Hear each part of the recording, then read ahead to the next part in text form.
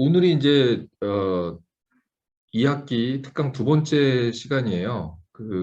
지난주 목요일 날, 네, 그 첫 번째 특강을 했고, 지난주에 이제 특강을 이제 들은 학생도 여기 있을 것 같고, 오늘 처음인 학생도 있을 것 같은데, 뭐 내용 자체가 그렇게 뭐 어려운 내용은 아니니까, 뭐 지난주에 못 들었다고 해서 큰 문제는 없어요. 네.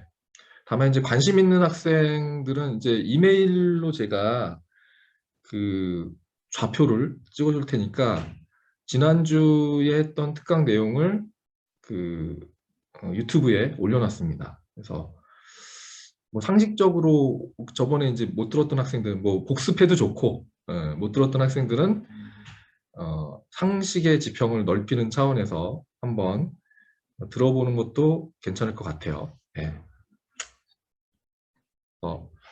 그렇게 하고요. 어,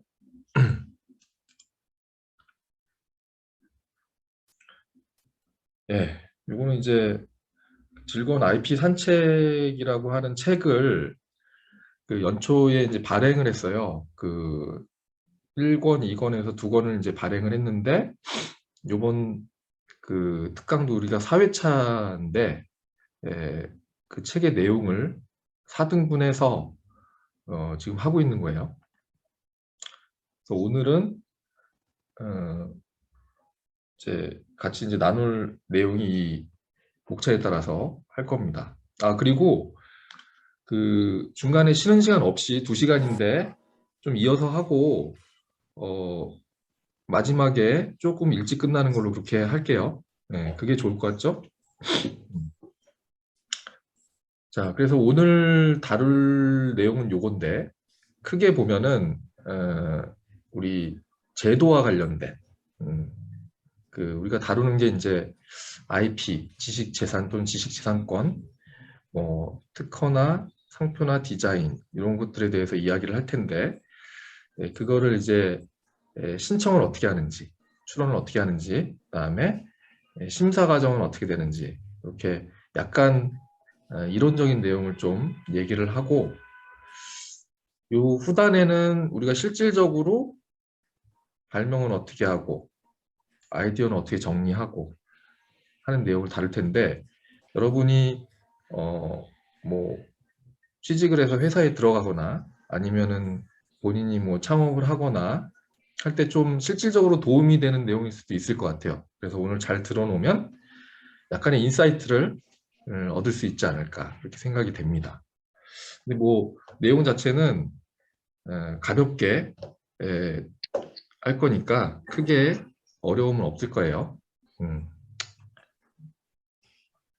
그리고 예, 들어갈게요.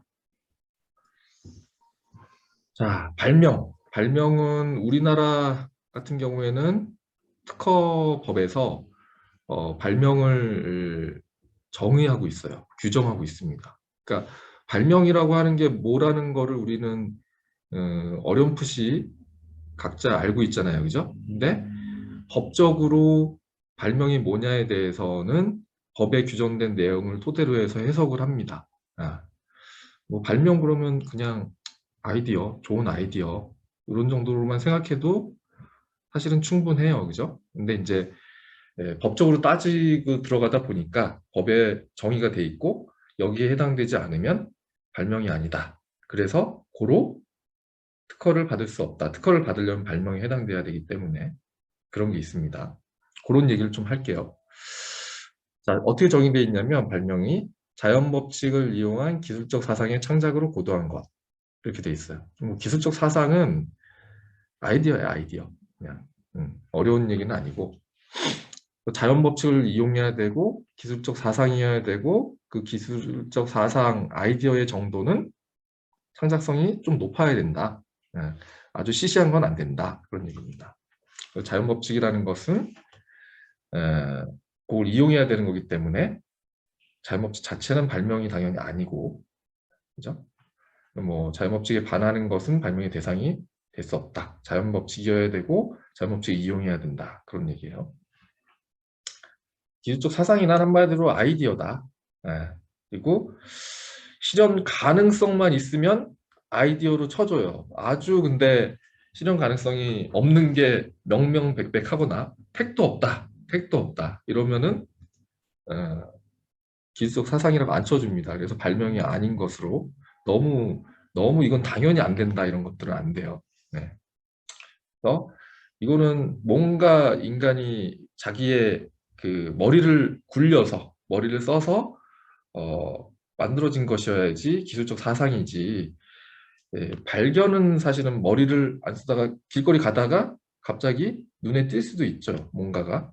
그런 게 발견이죠. 그래서 발명과 발견은 그렇게 구분이 되는데 뭔가 인위적인 어떤 정신 활동에 의해서 생각해내야 된다.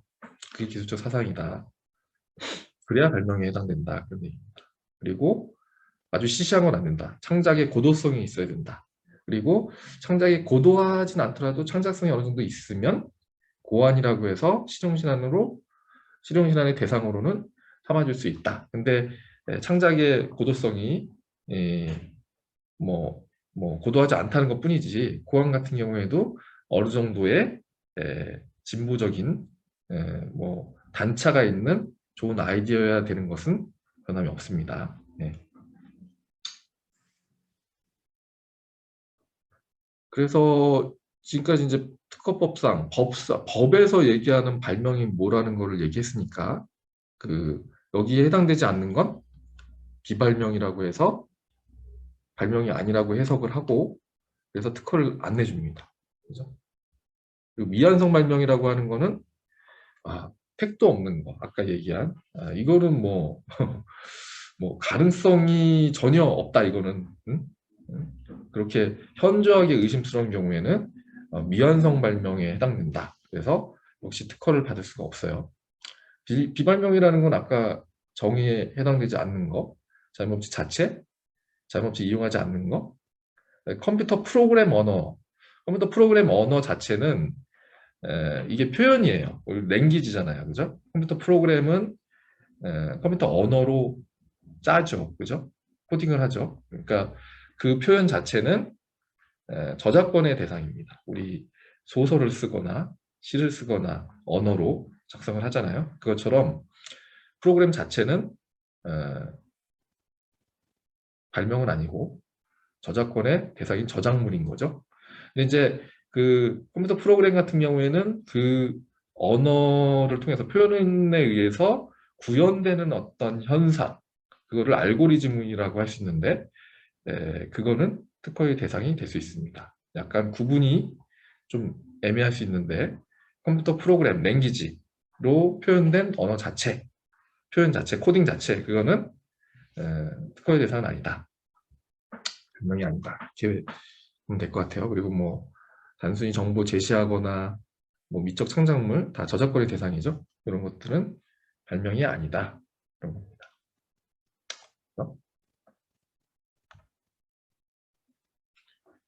그리고 이제 뭐 특이한 발명들이 그 기술이 발전하고 사회가 발달함에 따라서 나타나기 시작했어요. 원래는 그 영업 방법 발명 이게 뭐 들어본 학생도 있을 것 같은데 BM 발명이라고 비즈니스 모델 발명 같은 경우에는 원래는 없던 발명이죠. 옛날에는 그냥 뭐 눈에 보이는 기계 기구들, 그러니까 뭐 증기기관, 그죠? 무슨 기계 이런 것들이 주로 발명의 대상이었는데 우리가 이제 컴퓨터랑 인터넷 기술이 발전함에 따라서 이런 경우들이 있죠. 그러니까 영업 발명 자체, 영업 방법이라든지 이런 사업 아이디어 자체는 발명이 아니기 때문에 특허의 대상은 아니에요. 그죠? 사업 아이디어 자체는.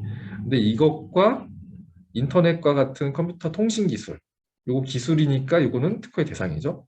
이거 그 결합해서 어떤 그 영업 방법을 인터넷을 통해서 제공할 수가 있잖아요. 그죠? 그런 전체 시스템. 그래서 그런 것들은 특허의 대상으로 해줄 수가 있다. 그렇게 된 거예요. 그래서 요새는 우리가 뭐 어플리케이션, 앱을 만들거나 아니면은 인터넷에 어떤 사이트 같은 걸 오픈해서 뭐 여러 가지 뭐 서비스를 제공하거나 이런 것들 창업을 그런 식으로 많이 하죠, 그죠?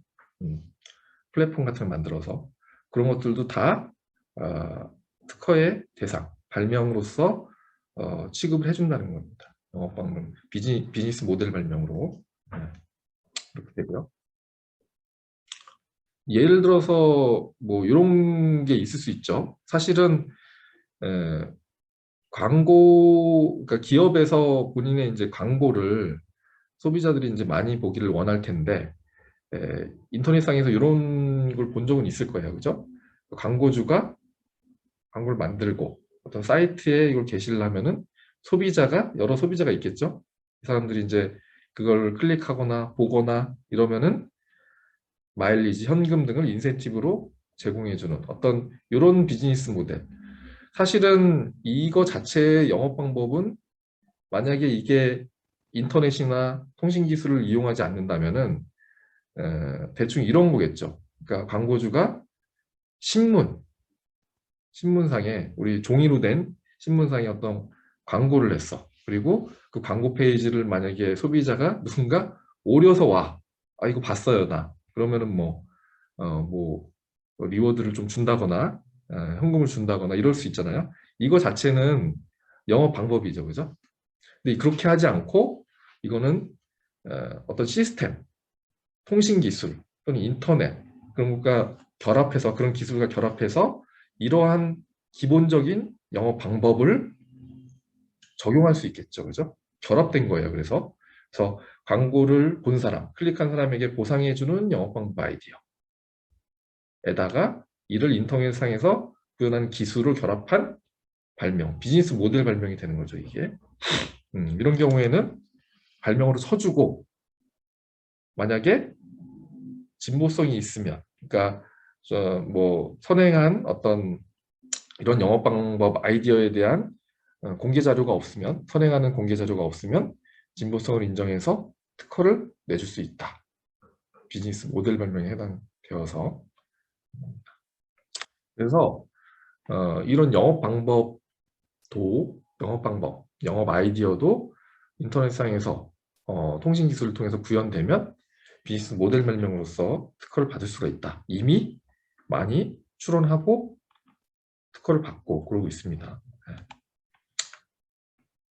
자, 또 특이한 발명 중에는 수치 한정 발명이라는 게 있어요. 이 다음 페이지에서 보면은 좀 더 명확하게 이해가 될 텐데, 여튼 개념적으로만 잠깐만 얘기를 하면은 청구범위를 지난주에 듣지 않은 학생이 이게 뭐야 이게 뭐 그럴 수도 있는데, 청구범위는 내 특허의 권리가 뭐다라는 걸 기재한 부분이에요. 특허 출원 명세서. 특허청에 이제 신청하는 문서에서 내 권리를 기재하고 있는 부분입니다. 좀 이따 한 번 더 얘기할 거예요. 거기에 기재된 발명의 필수 구성 중 일부가 수량적으로 표현된 발명. 여튼 청구 범위에 뭔가 내 권리가 표현되어 있는데, 기재되어 있는데 거기에 수량적으로 표현된 어떤 부분에 의해서 특허를 받을 수 있는지 없는지가 결정된다는 거예요. 그죠? 그래서 특허를 받을 수 있는지 없는지가 인정되려면 이런 수치 한정이 이른바 임계적 의의라는 게 있어야 된다. 이게 뭐냐? 요 수량적으로 표현된 것이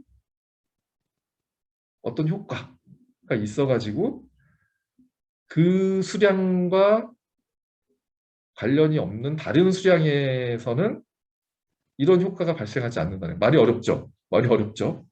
다음 페이지 보면 이해가 될 거예요. 자, 이게 뭐냐면 배 밑에 보면은 프로펠러 있잖아요. 프로펠러. 그죠? 프로펠러가 있는데 이게 돌아가면서 추력을 얻어서 이렇게 뒤로 얘가 물을 보내고 얘가 반작용으로 앞으로 가잖아요. 그죠? 그 프로펠러예요. 추진기. 근데 보통은 우리가 이게 있는 건 알죠. 그죠? 배 밑에. 배 뒤 꽁무니에 이게 있는 건 아는데, 여기 보면은 이게 이제 메인 추진기라고 하면은 보조 추진기라고 해서 여기 조그만 프로펠러가 달려 있는 경우들이 있대요. 배에 보면. 이걸 왜 다냐면은 이게 달려 있으면은 추력을 더 줘서 연비를 좀 좋게 할 수 있다, 높일 수 있다. 기름을 덜 써도 추력을 많이 얻을 수가 있다. 그래서 보조 추진기라고 하는 조그만 프로펠러를 추가로 설치한다고 해요. 근데 이거 뭐 기존에는 뭐 이렇게 이런 개념은 있었는데 이 보조 추진기를 어디에다 달 것이냐라고 봤더니 요 메인 추진기의 중심선이 있겠죠, 그죠? 중심선을 0으로 보고 플러스 마이너스 10, 그죠? 그러니까 요걸 중심으로 해서 요 약간 위, 약간 밑 또는 약간 옆 이런 데 달아야지 뭐예요? 이런 범위에서 이게 지금 세로축이 그 연비가 개선되는 정도인데 효과가 있다는 거예요. 이 범위에서. 그래서 이 발명은 이 보조 추진기를 메인 추진기에 어느 정도 범위에 이걸 설치해야지 효과가 있는지 그게 임계적인 거예요. 이걸 벗어나면은 여기에 막 이런 데 달면은 이런 거를 10% 벗어난 이런 데 달면은 별로 효과가 없다는 거예요. 그죠? 이런 범위에 해당돼서. 그래서 이런 게 바로 임계적 의의입니다. 이 범위에 들어갔을 때 임계적 의의가 있어서 특허 등록을 받을 수가 있다는 거예요. 다시 앞으로 가서 이제 뭔지 알겠죠? 임계적 의의가 뭔지, 그죠? 그래서 그 수치 범위 내 어떤 범위 내에 있는 데서 현저한 효과가 있고 좀 좋은 효과가 있고 그 범위 외와 차이가 있다는 차이가, 그죠? 그게 바로 임계적 의의. 이게 있으면 특허를 받을 수가 있다. 네, 이해 가죠? 네, 어렵지 않죠? 이런 게 좀 뭐 발명 중에서도 약간 특이한 수치 한정 발명 이렇게 됩니다. 그리고 아까 뭐 잠깐 언급을 했죠. 컴퓨터 프로그램 발명인데 컴퓨터 프로그램이라고 하는 것은 그죠? 자체는 컴퓨터 프로그램 보호법 또는 저작권법으로 보호되는 표현 자체, 그죠? 컴퓨터 우리 코딩 본 적 있죠, 그죠? 언어로 돼 있잖아요, 그죠? 그리고 일련의 지시 명령으로 이루어진 거고, 그래서 컴퓨터 프로그램 자체는 명령어에 불과해서 특허법상 발명에 해당 안 되고 표현이기 때문에 저작권의 대상은 됩니다, 그죠? 그런데 소정 요건 하에서는 특허법상 발명으로 봐 특허권으로 보호될 수 있도록 한다. 아까 얘기했죠. 그 알고리즘, 응? 어떤 그 컴퓨터 프로그램 짜여진 컴퓨터 프로그램 코딩된 그 작업된 프로그램에 의해서 구현되는 어떤 현상 그거를 알고리즘으로 표현을 하고 이거를 수행 주체 입장에서 시계적으로 서술을 하면은 컴퓨터 프로그램도 발명으로서 쳐준다. 그래서 옛날에는 옛날도 아니죠. 아주 오래도 아닌데 컴퓨터 프로그램이라는 것 자체를 발명의 대상으로 안 봤기 때문에 우리 아까 청구범위라고 하는 내 발명의 내용을 기재하는 부분에 컴퓨터 프로그램이라고 해서 내 발명을 기재를 해서 내면은 특허청에서 안 받아도 줬어요. 그러니까 그러한 컴퓨터 프로그램을 기재하고 있는 또는 저장하고 있는 메모리 또는 저장 매체 뭐 이런 식으로 표현해서 약간 편법 비슷하게 그렇게 추론했었습니다. 근데 지금은 바뀌어서 컴퓨터 프로그램 자체를 발명으로 쳐줘요. 그래서 컴퓨터 프로그램도 발명으로서 청구를 할 수 있는 다만 이런 알고리즘이 당연히 표현이 돼야 되고 그다음에 뭐 서버 단말기 등의 수행 주체를 시결적 방법으로 서술하면 컴퓨터 프로그램도 발명으로 쳐서 특허의 대상으로 삼아줄 수 있다. 많이 좀 어렵죠, 그죠? 그냥 뭐 그런가 보다 그러시면 될 것 같아요. 이거를 뭐 명확하게 여러분들이 이해할 필요는 없다. 그리고 노하우랑 특허는 여러분 아주 깊이 생각 안 해도 대충 구분이 가죠, 그죠? 우리 노하우라고 할 때 보통 이제 뭐 엄청난 맛집, 비법이 있죠. 그죠? 보통 그런 노하우는 비밀스럽게 우리 저기 며느리도 한 20년 이상 며느리 역할을 해야 겨우 가르쳐주죠. 그래서 이렇게 공개하지 않고 비법, 비밀스럽게 보호하는 게 이제 노하우입니다. 그죠? 그래서 이제 뭐 특허는 아까 이제 발명이 대상이기 때문에 발명은 정의가 돼 있잖아요. 그죠? 근데 이제 노하우는 뭐 제조 비법, 뭐 판매 방법, 경험 방법 등을 포함한 넓은 개념이고, 우리 발명이라고 하는 특허라는 제도 자체는 에, 개인의 어떤 그 재산권이라는 의미도 있지만, 에, 개인한테 그런 재산권으로서의 독점권을 부여하는 이유는 에, 그 발명자가 좋은 아이디어를 공중에게, 공공에 공개함으로 해서 해당 공공, 해당 사회의 기술 수준을 한 단계 높일 수 있는 계기를 제공하는 그 반대급부로 독점권을 부여하는 그런 의미가 있어요. 발명 또는 특허제도라고 하는 거는. 그런데 그렇지 않고 발명자가 내 발명을 공개하면은 나한테 좀 더 불리할 것 같아. 그러면은 그거를 특허 출원을 해서 공개를 안 받고 공개가 되지 않도록 하고 그냥 노하우로 할 수도 있는 거죠. 뭐 발명자의 어떤 그 전략적인 판단에 의해서 어떤 것은 특허 출원해서 내가 특허를 받을지, 어떤 거는 그냥 비밀스럽게 노하우로 유지를 할지를 선택을 하면 되는 거예요. 예를 들어서 이제 코카콜라의 원액 제조 방법이 뭐 비밀로 유지하고 있는 노하우라는 건 다 아시죠, 그죠? 근데 이제 이거를 특허 출원을 해도 돼요. 코카콜라는 뭐 원액 제조 방법 자체를 뭐 어떤 재료의 비율이라든지 뭐 어떤 과정을 거친다든지 시간을 어떻게 한다든지 그런 것들을 다 공개를 해서 특허 출원을 할 수도 있는데, 코카콜라는 그렇게 하는 것보다는 이걸 비밀로 해서 자기가 노하우로 보존하는 게 유리하다, 그렇게 판단을 해서 그렇게 하는 겁니다. 특허 제도는 그리고 존속 기간이 있어서, 특허는 20년이죠. 20년이 지나면 누구나 사용할 수 있도록 되거든요. 그래서 이제 특히 이제 제약, 약품 발명 같은 경우에는 20년 동안 엄청 이제 비싸게 팔다가 딱 그 보호 기간이 만료가 되면은 카피약들이 많이 등장을 하죠. 그죠? 그래서 여러분들 이제 잘 아는 뭐 비아그라 이런 거는 한 20년 동안은 비아그라에서밖에 그거를 이제 만들 수가 없다가 딱 존속기간 만료가 되는 시점부터 별의별 게 다 나오죠. 여러분들 잘 알죠? 저는 잘 모르는데 뭐 88정 뭐 무슨 정 해가지고 그 카피약들이 굉장히 많이 나온단 말이에요. 네. 그런 게 있습니다. 그래서 특허제도 같은 경우에는 음, 뭐 특허를 이제 등록할 경우에 존속기간이 끝나면 누구나 다 그걸 실시할 수가 있게 되거든요. 그래서 영구히 나의 비밀로, 내 비법으로 유지하고 싶다. 그러면은 특허 출원을 하면 안 되고 노하우로 비밀스럽게 유지를 해야 되는 겁니다. 그렇죠? 자, 지금까지는 어떤 발명의 기본적인 개념에 대해서 좀 얘기를 했어요.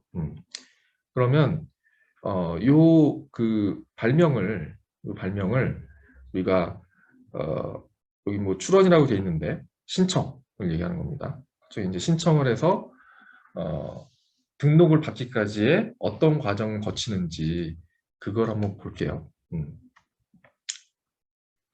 자, 여러분들이 이제 특허 출원을 하려면 약간 그 주민등록번호처럼 받아야 되는 번호가 있어요. 만들어야 되는 번호. 이게 이제 특허 고객 번호라는 거고, 이걸 만드는 건 뭐 어렵지 않습니다. 내면은 일단 정보를 내면은 이런 정보를 내면은 발급을 해줘요. 그리고 이제 출원인을 누구로 할 거냐를 정해야 돼요. 개인으로 할 거냐, 내가 그 기업 법인의 대표자다. 그럼 법인 명의로 할 거냐, 개인 명의로 할 거냐.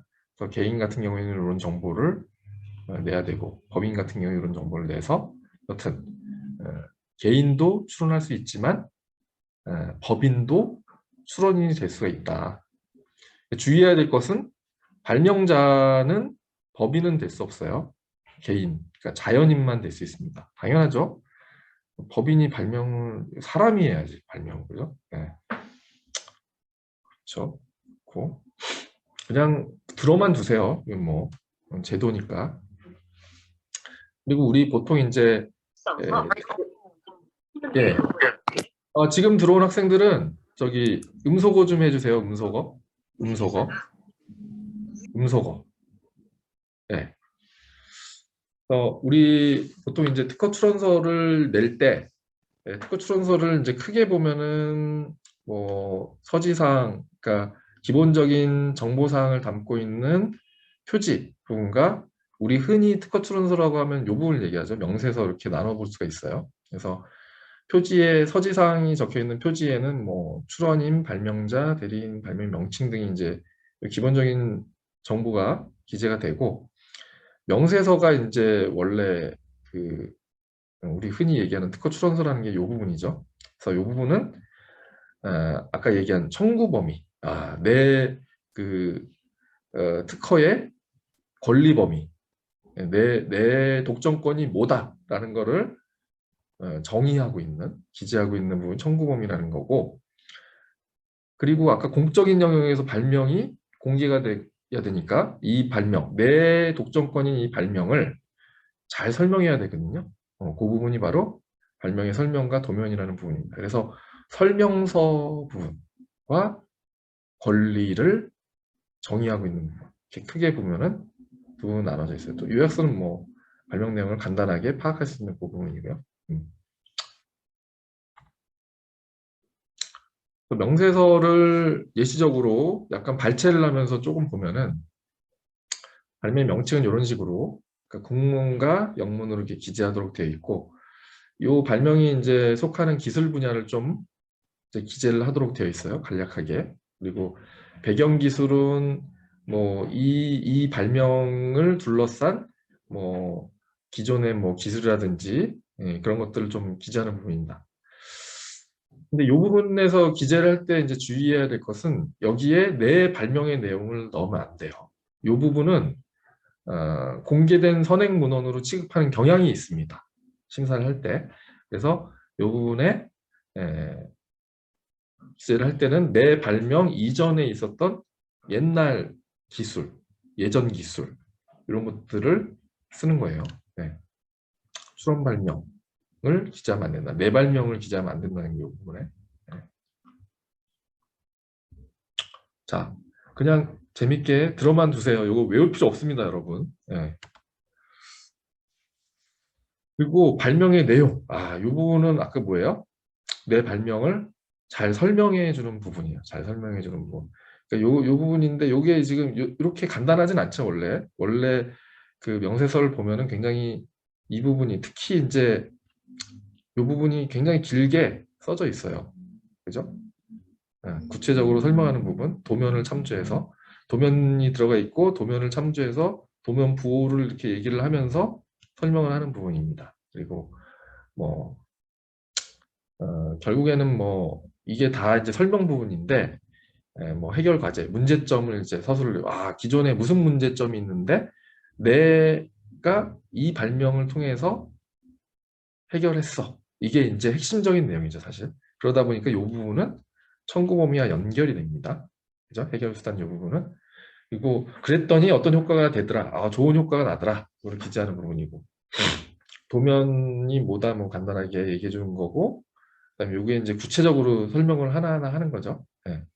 청구 범위는 여러 항이 있을 수 있는데 항수력에 등록받고자 하는 기술의 권리 내용을 기재하는 겁니다. 청구 범위에 내 권리가 뭐다. 그거를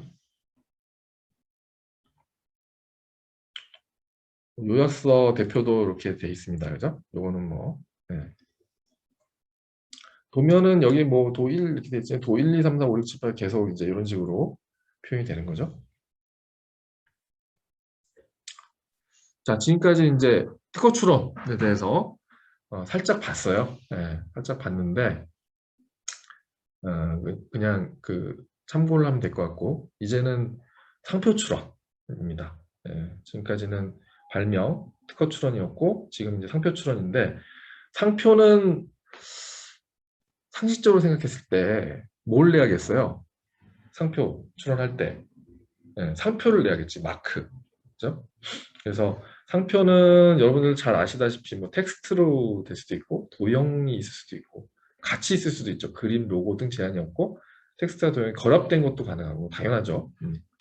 근데 이제 그 상표만 내면 안 되고 상표 출원할 때는 상품이나 서비스를 어떤 데 쓸지 내 상표를 이걸 정해야 돼요. 이걸 정해야 됩니다. 그죠? 예를 들어서 뭐 어, 애플이라고 하는 이 사과 도형의 뭐 예를 들어서 APPLE라고 하는 또는 한글로 애플 써가지고 특허 출원을 하면 되는데 이것만 내면 안 되고 애플이라는 회사가 어, 사과 농장인지 뭐 뭘 하는 회사인지를 얘기해 줘야 되는 거야. 그러면은 뭐 컴퓨터 프로그램, 소프트웨어 그런 서비스 업종이라든지 아니면은 뭐 휴대전화, 휴대폰, 컴퓨터 이런 걸 생산하는 그런 상품이라든지 이런 것들을 지정을 해서 기재를 해줘야 된다는 거예요. 그래서 여기는 이제 특허청의 상품 분류, 특허청 사이트 가면은 이거 넣으면은 나옵니다. 상품 분류가.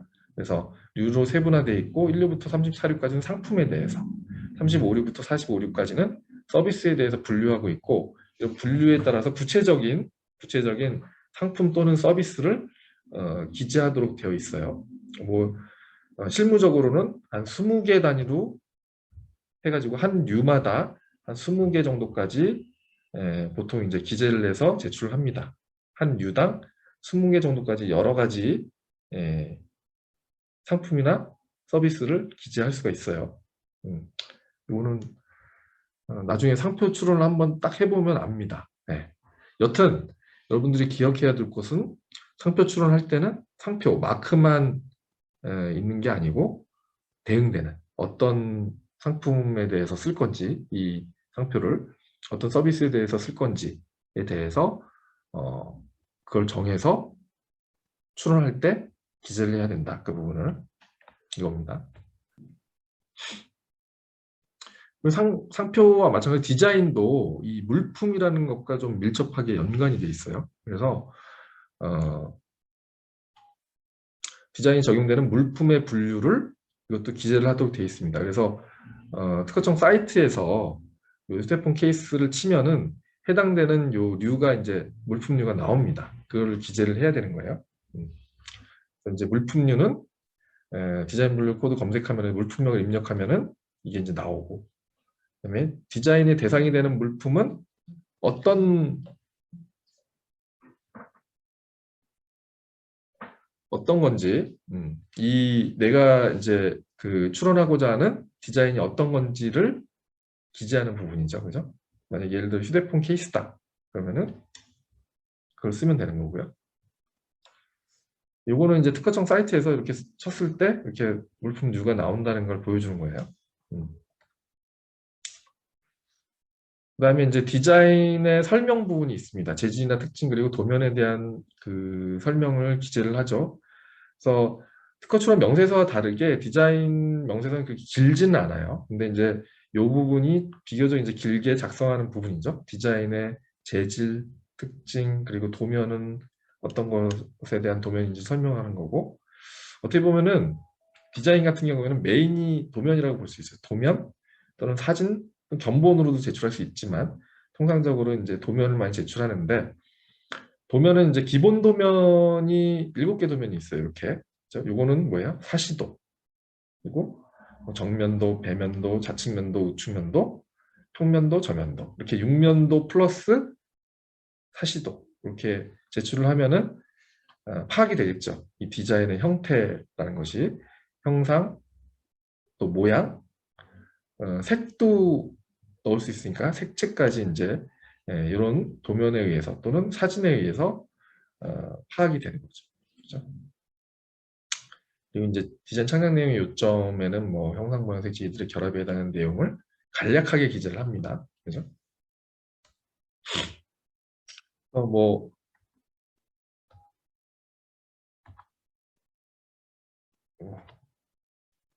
이렇게 되는 거예요. 상당 내용 요점 간단하게 하고 디자인 설명 부분 이런 식으로 쓰면 되고, 그러면 이 자료가 이미 배포가 됐으니까 나중에 이제 간단하게 보면 될 것 같아요. 자, 그래서 지금까지 특허, 상표, 디자인의 그 출원 과정에 대해서 간략하게 살펴봤습니다. 그러면 이제 신청까지는 이렇게 했어요. 이렇게 했는데 그냥 신청을 한다고 다 등록시켜 주는 건 아니죠. 그죠? 그러니까 뭐 1년의 어떤 과정을 거쳐서 등록을 받게 됩니다. 그 과정을 좀 얘기를 할게요. 약간 이제 그 처음이라서 복잡하게 느껴질 수도 있지만 같이 한번 보면은 되게 상식적인 과정이네 이런 느낌이 아마 드실 거예요. 자, 요거는 이제 그 특허 심사에도 해당이 되는 거지만 실용신안도 이런 과정을 거치게 됩니다. 어떻게 보면은 관이라고 하는, 그죠? 정부 단체에 이제 뭔가 이제 서류라든지 제출을 할 때 이런 유사한 과정을 항상 거치는 것 같아요. 그죠? 먼저 이제 뭔가 이제 서류를 내면, 서류라고 하는 거는 특허 출원서겠죠, 그죠? 특허 출원서를 만약에 냈다 그러면은 이게 법에서 규정하고 있는 그런 요건들, 뭐 예를 들어서 뭐 출원인은 써 있는지, 발명자는 써 있는지, 뭐 이러저러한 그 요구 사항들은 다 만족하면서 써 있는지, 그죠? 청구 범위는 기재되어 있는지, 이런 것들을 기본적으로 이제 보게 됩니다. 그죠? 그래서 뭐 출원의 주체라든지 법령이 정한 뭐 방식, 이건 이제 방식이라고 하죠. 형식, 형식들을 잘 지켜서 냈는지를 기본적으로 이제 보게 돼요. 그죠? 이거는 약간 이제 기계적으로 보는 거겠죠. 내용을 보진 않겠죠. 이때 이 단계에서. 그래서 이제 이게 좀 미흡하다 그러면은 바로 고정 명령이라는 걸 이제 보냅니다. 바로. 그래서 당신 왜 그 청구범위 기재를 안 했어? 청구범위 기재를 해서 다시 내. 이런 식으로 하게 되는 거죠. 그게 이제 고정 명령이라고 합니다. 여튼 뭔가 출원서를 특허청이 내면 방식 심사라는 걸 먼저 한다. 기본적으로. 그 다음에 이제 뭐 출원 공개가 나오는데 사실은 이제 그 일률적으로 특허 출원을 하면은 1년 6개월이 지나면은 공중에 공개하도록 되어 있어요. 아까 얘기했듯이 특허 제도라고 하는 것은 개인에게 독점권을 부여한다는 사적 이익의 측면이 있지만 그러한 사적 이익을 보장하는 것. 그러니까 개인에게 독점권을 부여하는 이유는 공공에게 그 발명의 내용, 좋은 아이디어를 공개함으로 해서 사회 전체의 기술 발전이라고 하는 이익을 도모하는데 역할을 했기 때문에 독점권을 부여하는 거예요. 뭔가 인센티브를 주는 거예요. 그래서 이제 기본적으로 모든 출원은 이제 공개되도록 되어 있습니다. 물론 예외는 조금 있지만 여튼 기본적으로 모든 출원 발명이 1년 6개월이 지나면 등록 여부와 상관없이 공개되도록 되어 있습니다. 그렇죠? 일단 그렇고요. 그리고 뭐 공개라고 하는 거는 1년 6개월이 지나면 공개되는데 1년 6개월 전에 예를 들어서 내가 출원한 발명이 등록이 됐어요. 등록이. 그러면은 출원 공개라는 거는 1년 6개월 시점에 하지는 않고 그냥 등록 공보가 발행이 됩니다. 그거 자체로 공개가 되는 거니까. 그런 경우에는 1년 6개월이 경과한 때 공개 안 될 수도 있어요. 그러니까 경우의 수를 따져보면은 세 가지가 있어요. 내가 특허 출원, 발명을 출원했을 때 내 발명이 공개되는지 여부에 따라서 세 가지가 있는데, 이 공개되기 전에 1년 6개월 되기 전에 내가 출원한 발명에 대해서 드랍을 했다. 그러니까 신청을 취하를 했다. 그러면은 공개가 안 돼요. 그죠? 공개가 안 될 수도 있어요. 근데 이제 출원한 다음에 1년 6개월이 지날 때까지 뭐 심사를 뭐 진행할 수도 있고, 심사 청구라는 걸 안 했으면은 심사가 진행 안 될 수도 있는데, 여튼 간에 취하를 안 한 상태로 1년 6개월이 지나면 발명의 내용이 공개가 될 수가 있어요. 그죠? 그 후에 심사를 거쳐서 등록을 받으면 등록 공고라는 게 돼서 공고가 발행이 됩니다. 그러니까 두 번 공개가 될 수가 있는 거죠. 1년 6개월 시점에 그 공개 공고가 발행이 돼서 공개가 되고, 또 등록 시점에 등록 공고가 발행이 돼서 공개가 돼요. 두 번 공개가 될 수가 있어요. 그렇지 않고 1년 6개월 시점에 공개가 된 다음에 최종적으로 등록을 못 받아서 특허를 못 받았어. 그러면은 등록 공고가 발행이 안 되겠죠. 그럴 때는 1년 6개월 시점에 출원 공개만 된다. 한 번만 공개가 되는 거죠. 그래서 내가 발명을 특허청에 출원 신청을 하면은 공개가 안 될 수도 있고, 공개가 한 번 될 수도 있고, 공개가 두 번 될 수도 있다. 그거예요. 경우의 수를 나눠보면은 그렇습니다. 그죠? 여튼 출원 공개라는 게 있다. 자, 그 다음에 실체 심사. 실체 심사는 방식 심사랑은 좀 구분돼요. 방식 심사는 아까 아주 형식적인 뭐 빠져 있는지 이런 것들을 보는 건데, 실체 심사라고 하는 것은 실질적으로 해당 발명의 내용을 보는 거예요. 내용을 봤더니 이거 좀 별로 이거 좋은 아이디어가 아닌데, 기존에 있던 거랑 뭐 별 차이가 없잖아. 그런 걸 보는 거예요. 그걸 이제 약간 우리 특허 제도 관점에서 용어로 신규성, 진보성 이런 걸 보는 겁니다. 신규성이라고 하는 것은 뉴, 노벨티라고 하는데, 기존에 있었던 건지 없었던 건지, 그러니까 신규성이 있는, 그러니까 새로운 거여야지 기본적으로 등록을 받을 수 있고, 새로운 거라고 하더라도 기존 것과 뭐 별 차이가 없는 새로운 거다. 별로 뭐 대단한 아이디어가 아니다. 이렇게 판단하는 진보성이 없다고 하거든요. 진보성이 있고 신규성이 있고 진보성이 있어야 등록을 시켜줄 수 있다는 거예요. 그 과정이 바로 실체 심사입니다. 그죠? 그러니까 신규성이 있는지 진보성이 있는지 여부에 대한 기준은 선행기술을 기준으로 하겠죠. 내가 출원한 시점 이전에 공개되어 존재하였던 어떤 기술, 그걸 선행기술이라고 해요. 그걸 기준으로 봤을 때 신규하냐, 진보성이 있냐 판단해서 있으면 등록을 해주는 거죠. 특허 결정. 그래서 심사 결과 그러한 거절 이유, 신규성이라든지 진보성이 부족하다는 거절 이유가 없을 경우에는 특허 결정을 내려줍니다. 그러면 특허 결정이 되면은 조금 전에 얘기했던 등록 공고가 돼서 한 번 더 공개가 되는 거죠. 그죠? 이런 과정을 이제 거치게 됩니다. 아주 러프하게 이런 과정을 거치게 되는 거죠. 그래서 조금 더 이제 구체적으로 얘기하면 이렇게 돼요. 네. 딱 보니까 이제 뭐야 이거 막 조금 이제 이 뭐지 이거 괴로운데 일단 화면을 좀 꺼볼까 뭐 이런 생각 들죠. 근데 이게 사실은 하나 따져보면은 여러분들 상식적인 선에서 다 이해가 됩니다. 그러니까 저랑 같이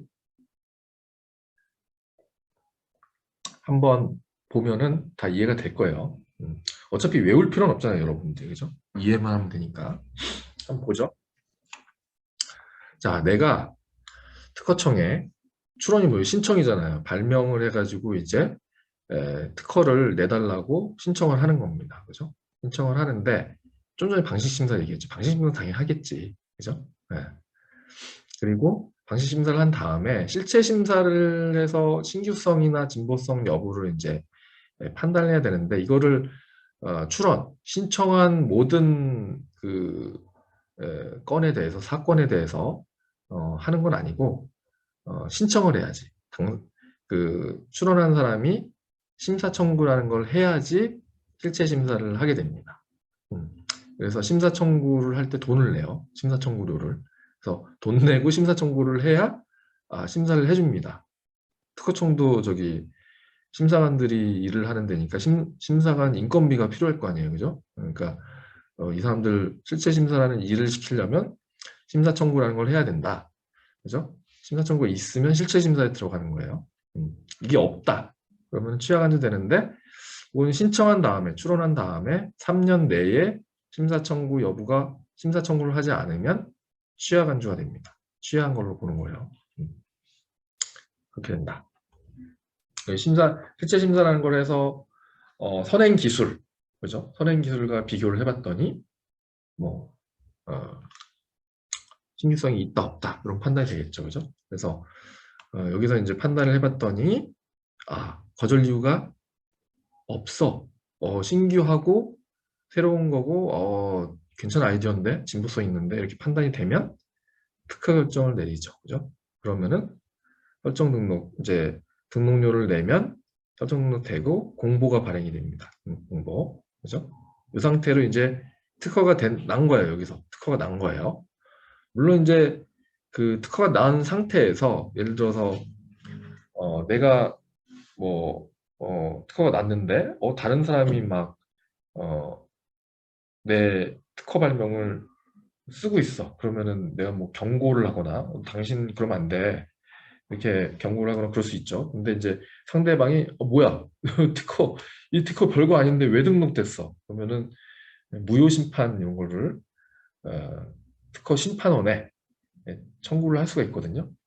그러면은 이제 여기서 등록된 특허에 대해서 판단을 해서 뭐 무효 심판 자체가 이제 안 받아들여질 수도 있고 받아들여질 수도 있고 그렇죠, 그죠?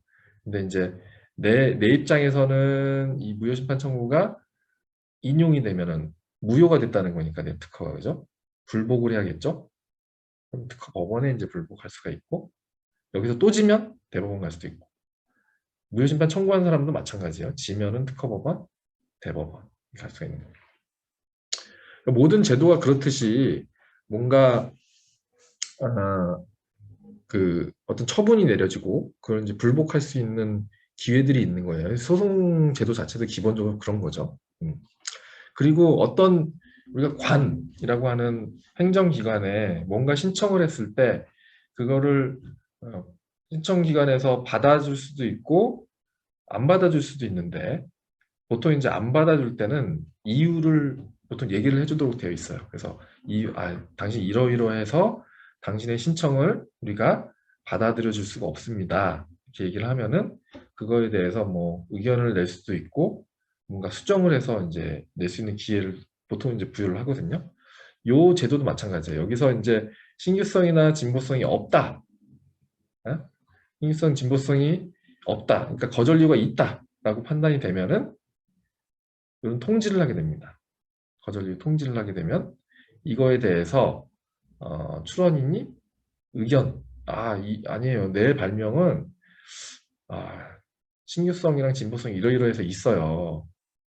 라는 의견서 그리고 심사관 말이 조금 맞는 것 같긴 한데 내 발명의 내용을 조금만 좀 범위를 좀 좁혀가지고 특허를 받을 수 있는 범위로 좁혀서 낼 수도 있어요. 그게 이제 보정서인데 청구 범위를 수정을 하는 거예요. 네. 그렇게 낼 수가 있어요. 그러면은 내면은 요걸 가지고 심사관이 다시 심사를 합니다. 네. 그래서 거절료가 사라졌네. 의견서 보니까 또 보정서 보니까 요거는 특허를 내줘야겠네. 그러면은 이쪽으로 가서 결정이 되고 근데 여전히 뭐 별로 네, 의견도 뭐 들어봐도 여전히 발명이 좀 좀 그렇네. 특허 내줄 수 없겠네. 이렇게 되면은 거절 결정이라는 걸 내립니다. 그죠? 그럼 거절 결정이 나오면 이거에 대해서 또 의견서 보정서를 낼 수가 있어요. 그럼 재심사가 들어가고 여전히 이제 해소가 안 되면 다시 거절 결정이 되고 이때는 이제 뭐 의견서 보정서를 낼 수는 없고 불복 심판을 청구할 수가 있습니다. 뭐 분할출원할 수도 있는데 그거는 제외하고 여튼 특허 심판원에 심판을 청구할 수가 있어요. 불복하면서. 그리고 여기서도 역시 예, 받아줄 수도 있고 안 받아줄 수도 있는데 받아주면은 이제 이쪽으로 가서 심사 거쳐가지고 특허 결정 나오겠죠. 근데 이제 여전히 거절 결정에 이걸 유지를 하면은 특허법원, 대법원으로 다시 이제 불복을 할 수가 있습니다. 여러분들 이제 이 과정 자체가 복잡한 것 같지만 기본적인 건 그거예요. 신청을 했다. 신청을 하고 뭔가 판단을 내렸어. 판단 내려서 못 해주겠다. 뭐 이런 거 되면은 그거에 대한 뭐 의견서라든지 대응을 할 수가 있다는 거예요. 그래서 받아들여지면은 뭐 특허 받는 거고 안 받아주면은 뭐 불복 해가지고 심판원도 가고 특허법원도 가고 대법원도 가는 거예요. 기본적으로는 그렇다. 그죠? 이건 여러분들 외울 수는 없어도 이해는 가죠, 그죠? 그럼 된 거예요. 그래서 뭐 하나하나 다시 얘기를 좀 해주면 방식 심사 이제 알겠지. 이게 처음 방식 심사 볼 때는 뭐야 막 그랬는데 이제 익숙해졌죠 벌써. 그래서 법령의 방식상 요건, 형식상 요건 등 이거를 이제 흠결 유무를 점검해서 하고 흠결이 있을 때는 이제 고정명령을 내린다.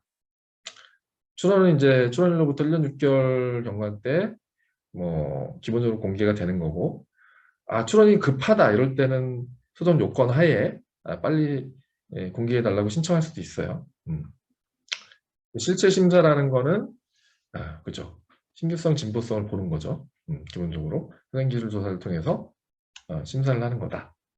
그래서 거절 이유 없으면은 등록 결정. 있으면 거절 이유가 있으면 의견서 제출 기회를 부여하고 당사자는 출원인은 의견서 보정서 제출해서 해소되면 등록 결정. 해소 안 되면 거절 결정.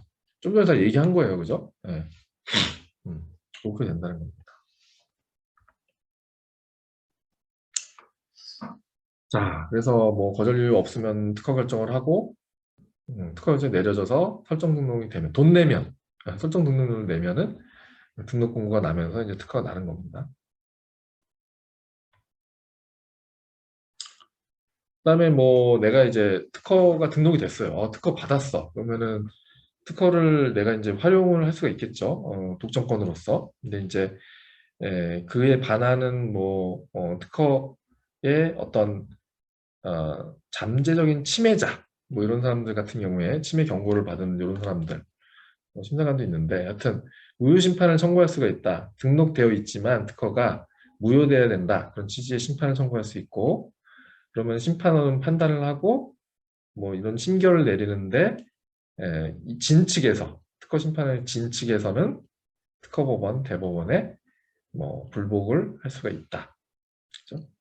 거절 결정의 경우에는 이제 출원인이 거절 결정을 받은 거니까 뭐 의견서 보정 제출해서 재심사를 요청할 수가 있고, 그죠? 여전히 이제 거절 결정이 되면은 심판을 청구할 수도 있고, 심판원에서 그러면 판단을 해서 이런 판단에 대해서 특허법원, 대법원에 불복할 수가 있다. 그죠? 이렇게 막 글을 많이 써서 정리를 해놨지만 기본적인 건 되게 상식적인 거예요. 신청을 해서 뭔가 해달라고 했는데 때를 했는데 안 해줬다. 그러면은 뭐 의견이라든지 좀 수정을 한다거나 대응을 해서 뭐 해줄 수도 있고 여전히 안 해주면은 또 다른 불복 절차를 밟을 수가 있는 거고 그런 겁니다.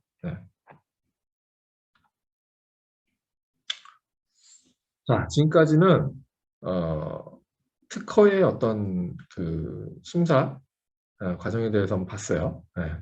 봤고 요번에는 이제 상표 심사. 상표 심사는 기본적으로 이것도 그 특허 심사와 마찬가지로 뭔가 신청을 하고 받아들여 주면은 등록 결정하는 거고, 안 받아들여 주면은 이제 뭐 의견 같은 걸 내고, 그다음에 뭐 계속 안 해주면은 심판원, 특허 심판원, 특허법원, 대법원 이렇게 해준다는 거예요. 근데 상표로서의 특이한 제도가 있어요.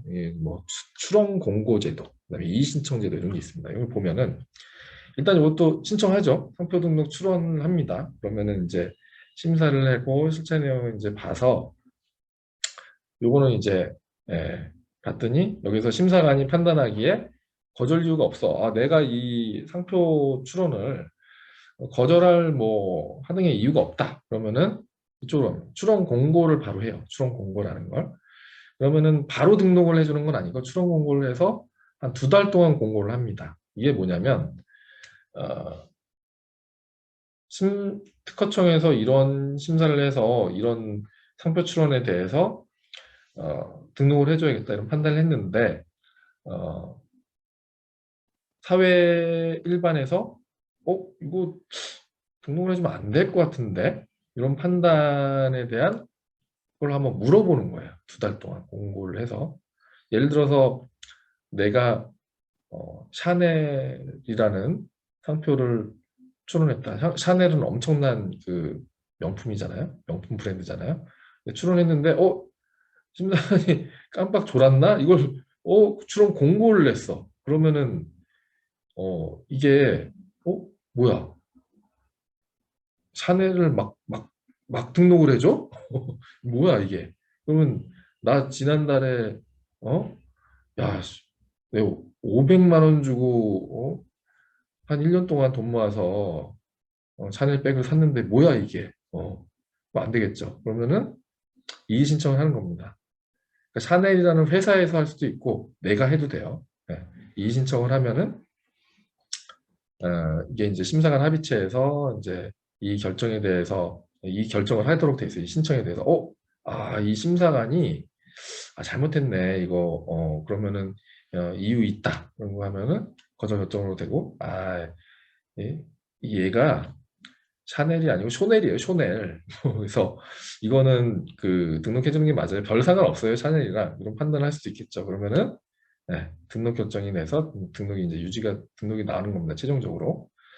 보통은 출원 공고가 나면은 대부분 이제 등록이 된다고 보면 돼요. 왜냐면은 공중심사라는 게 이거를 그 출원 공고된 상표의 내용을 계속 스크린하고 있는 경우는 이제 큰 회사나 뭐 이런 데는 가능하지만 일반적으로는 가능하지 않거든요. 그러니까 출원 공고가 나오면은 한 80% 이상 등록이 된다고 보면 되고 만에 안에 이제 이의 신청이 들어오면은 이거에 대한 이제 절차가 있는 거고 그걸 거쳐서 이제 등록 결정이 되고 보통은 이제 2개월 지나면 등록 결정되고 이제 등록이 됩니다. 네. 그리고 이제 심사관이 이때 신체 심사 결과 이제 등록 출원 공고를 안 하고 거절 이유가 있다 하면은 이때도 이제 거절 이유 통지를 하도록 돼 있어요. 그러면 똑같이 의견서랑 보정서를 제출할 수가 있습니다. 해소되면은 이제 출원 공고 되고 등록 결정 되는 거고 그다음에 거절 이유 해소하지 못하는 경우에는 거절 결정, 불복할 때는 특허 심판원, 특허법원, 대법원 이렇게 되도록 되어 있습니다. 그죠? 그래서 아까 그 얘기한 특허 출원과 유사한데 이런 출원 공고랑 이의 신청이라는 이런 특이한 제도가 있다. 겁니다.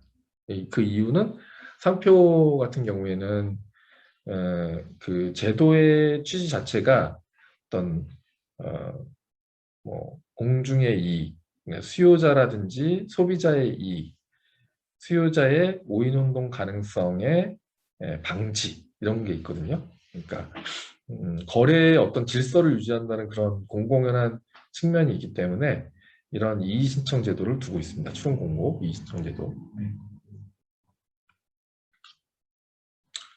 상표 심사 같은 경우에도 하나하나 보면은 방식 심사 알겠죠? 이제 형식 같은 거를 요건 심사하는 거고 실체 심사는 상표법에 규정된 거절 이유. 그 지난 시간에 이제 우리 1회차 특강을 본 들은 학생들은 이제 뭘 심사하는지 대충 감이 오죠. 그러니까 상표 같은 경우에는 중요한 게 자타 상품 식별력이 있느냐, 그죠? 헷갈리게 하느냐, 이게 수요자를. 그런 것들을 이제 심사를 하도록 되어 있죠. 실체 심사의 경우에. 또는 이제 선행하는, 그러니까 미리 다른 사람이 먼저 출원하거나 등록받은 상표랑 유사성이 있는지 그런 것들을 이제 보게 되는 겁니다. 실체 심사에서. 심사 결과 거절 이유가 있을 경우 의견 제출기에 부여하고 의견서 보정서 제출해야 다툴 수가 있고, 거절 이유 해소되면은 출원 공고 결정을 하고, 해소되지 않으면 거절 결정을 한다. 그렇죠? 출원 공고가 되면은 공중회의를 공개를 해서 심사 협력을 받는다. 이의신청. 그래서 2개월 동안, 그렇죠? 누구든지 신청할 수 있다. 그래서 그러면은 심사관 합의체, 그것은 3인입니다. 3인의 합의체에서 이의신청에 대한 심리를 진행해서 결정을 하도록 되어 있어요.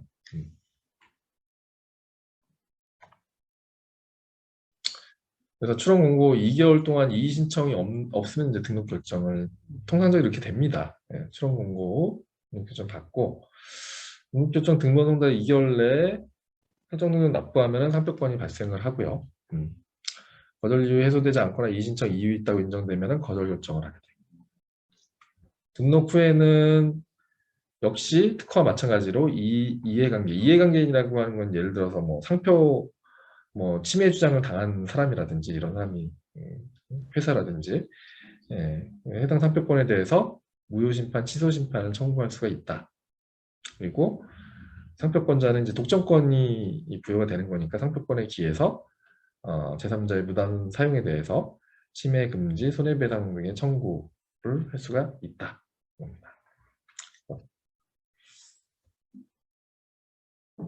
그다음에 뭐 거절 결정 이런 그 처분에 대해서는 불복할 수 있는 거죠, 그죠? 심판 청구를 할 수가 있고, 그다음에 뭐 이런 심결을 내리면은 이런 것들에 대해서 뭐 특허법원, 그다음에 대법원에 뭐 소재기나 항고를 제기할 수가 있다. 되어 있습니다.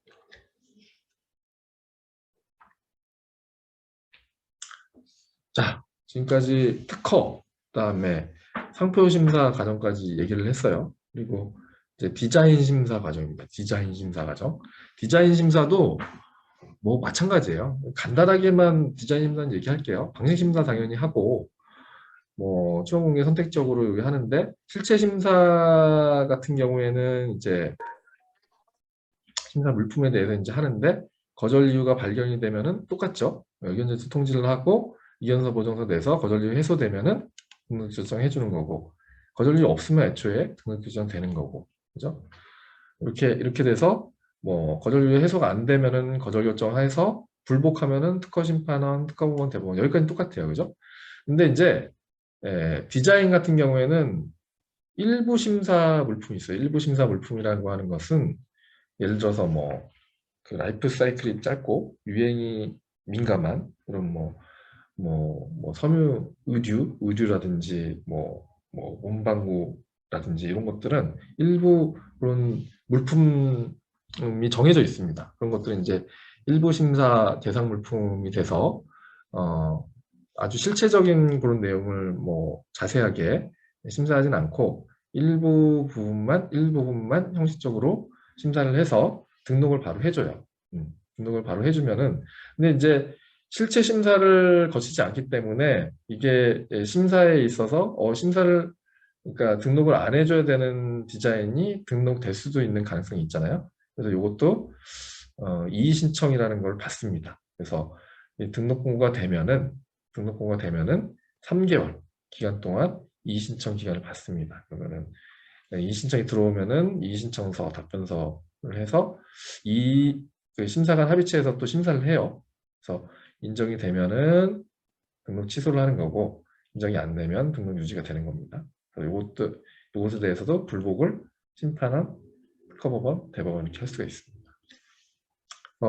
다른 제도는 다 비슷하고, 다만 이제 일부 심사 물품에 대해서만 이의 신청 제도가 있다는 게 그 특허에서는 좀 다르죠. 자, 그래서 이제 디자인 심사 같은 경우에도 방식 심사, 실체 심사를 거친다. 그죠? 일부 심사 등록 제도가 있고 그죠? 이게 좀 특이한 거죠. 디자인 심사에 있어서 유행성하고 라이프 사이클이 짧은 일부 물품에 대해서 최소한의 거절 이유만 살펴보고 일단 등록해주는 제도다. 그죠? 그 대상은 뭐냐? 2류, 5류, 19류. 그래서 의류, 패션 잡화, 그다음에 섬유 제품, 그다음에 문장구, 사무용품 이런 것들. 이런 것들 이런 데 포함되면은 일부 심사 등록 대상이 돼서 바로 등록을 일단은 시켜주고 이의신청 기간을 둔 다음에 이의신청이 들어오면은 그때 이제 심사를 하는 거죠. 어, 일부 심사 등록된 권리에 대해서 취소 신청이 가능하고 이의신청이 가능하고 누구든지 신청 가능하다. 그래서 3인 심사 간 합의체에 의해서 취소 결정되면은 등록되지 않은 건 조기에 취소할 수 있다. 요거인 경우에, 그죠? 물품이 요거인 경우에 있습니다. 그래서 뭐 그 특허도 마찬가지로 그 디자인도 우선 심사 신청을 할 수가 있어요. 조속한 심사 결과를 받아보고자 할 때 우선 심사 결정일로부터 1, 2개월 내에 심사 결과를 받아볼 수 있고, 다만 이제 비용이 좀 발생하죠. 네. 그래서 빨리 등록을 받고 싶으면 우선 심사 신청을 하면 된다. 자, 이게 약간 이제 그 우리 제도와 관련된 이런 그 여러분 의문이 있을 수 있어요. 사실은 우리가 그 발명의 내용이 사실은 공개가 되잖아요. 등록 전에. 그러니까 1년 6개월 시점에 이제 공개가 되는데 사실은 특허 출원해서 등록을 받기 전에는 이게 독점 베타권으로서의 특허권이 현재 있는 상태는 아니기 때문에 그게 어떤 권리로서의 힘을 가지고 있지는 않아요. 그죠? 근데 근데 특허 출원한 다음에 특허를 해달라고 신청한 다음에 등록 받기 전에 누군가가 내 출원된 발명이 공개됐다는 걸 보고서 그죠? 그걸 막 만들어서 팔 수가 있잖아요. 제품화하거나 뭐 해가지고 그런 경우에 내가 아직 등록을 못 받았다는 이유로 어떤 조치라든지 뭐 취할 수가 없다면 좀 억울한 경우가 발생할 수 있겠죠. 그죠? 그래서 이것도 하나의 제도의 그 어떻게 보면 맹점이라고 볼 수도 있죠. 그래서 그거를 좀 보완하기 위해서 있는 게 바로 보상금 청구권이라는 제도입니다. 그러니까 이거는 뭐 특허, 실용진한 디자인도 마찬가지예요. 그래서 출원 공개 후에 특허 출원 발명을 침해한 자. 그러니까 이 침해한 자는 이 출원 공개라는 거를 보고서 침해했다는 걸 약간 전제를 하는 거죠. 특허 출원 발명임을 서면으로 경고할 수가 있다. 출원인은 경고할 수가 있습니다. 출원 공개 후에 출원 공개된 내용을 가지고 이제 서면으로 공개할 수 있고, 경고를 받거나 출원 공개된 발명이 알고 그 발명을 침해한 자에게 그 경고를 받거나 출원 공개 발명을 알았을 때부터, 그러니까 뭔가 이 침해자가 알았을 때부터, 그죠? 아, 이게 출원 공개된 거였네, 이게. 아니면은 경고를 받으면 알게 되겠죠? 네. 그때부터 특허권 등록될 때까지 기간 동안, 그죠? 상당 금액의 보상금 지급을 청구할 수 있다. 그러니까 실시에 대해 합리적으로 받을 수 있는 금액. 이건 뭐예요? 특허 발명에 대해서 뭔가 로열티, 그죠? 실시료라고 하는데 그런 금액을 산정하는 기법이 있어요. 그 자세한 내용은 뭐 좀 어렵기도 하고 여기서 그것까지 얘기할 필요는 없을 것 같고, 여튼 그 로열티라고 이해하시면 될 것 같아요. 그냥 로열티에 상당하는 보상금의 지급을 청구할 수 있다. 근데 다만 이러한 청구는 등록 받기 전에는 할 수가 없겠죠. 이게 뭐 등록 될지 안 될지 모르는데, 그죠? 그러니까 이러한 그 보상금 청구권에 대한 청구는 특허권이 등록된 다음에만 행사할 수 있다. 겁니다. 어떻게 보면 그 뭐 특허 출원을 한 다음에 등록받기 전에 불안정한 어떤 권리, 그때 이제 그 권리 자체를 특허권이라고 할 수는 없고 보통 이제 얘기할 때 특허를 받을 수 있는 권리 뭐 이렇게 됩니다. 특허를 못 받을 수도 있어요. 특허를 받을 수 있는 권리를 보호하기 위해서 보상금 청구권이라는 제도가 있는 겁니다. 그렇죠? 그 상표에서도 유사한 그 제도가 있어요. 손실보상 청구권. 이것도 이제 그 심사관이 실체 심사 후에 이제 출원 권고하잖아요. 근데 이제 그 후에 그 등록 출원의 지정 상품과 동일 유사한 상품에 대해서 상표와 동일 유사한 상표를 사용자에게 때도 경고할 수가 있고, 그죠? 경고의 상표권을 설정 등록할 때까지 기간에 발생한 해당 상표 사용에 대한 업무상 손실에 상당하는 보상금 지급을 청구할 수 있다.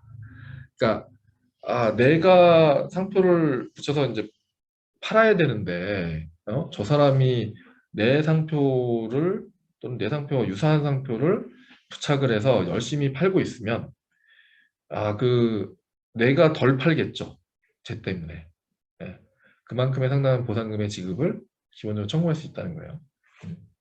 이것도 마찬가지로 상표권 설정 등록 후에 행사할 수 있다는 겁니다. 그렇죠?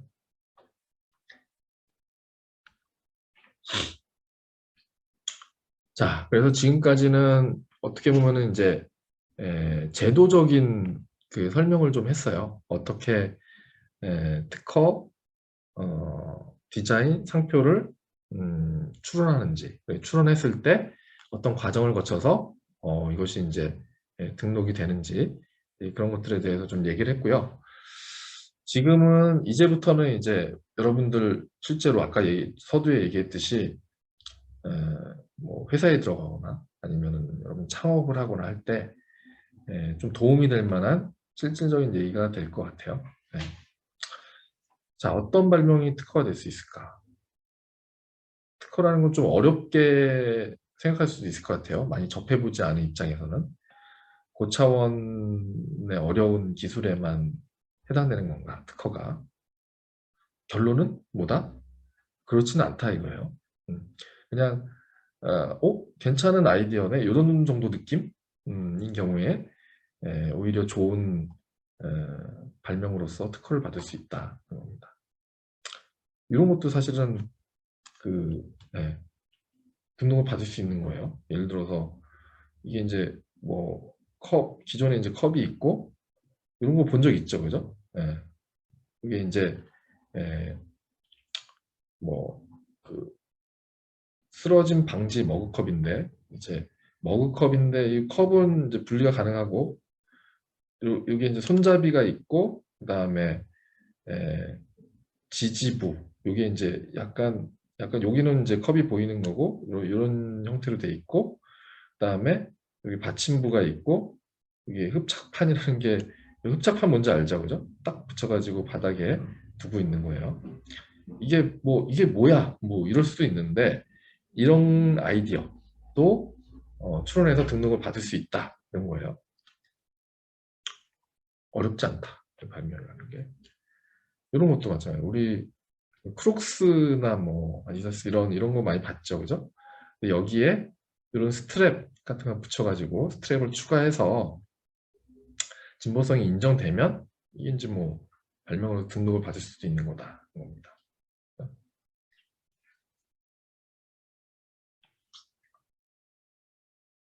자, 그러면은 이런 발명의 과정이 어떤 과정을 거쳐서 우리가 발명을 할 수 있느냐.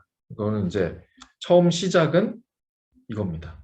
문제점을 인식하는 거가 문제예요. 우리가 발명을 할 때는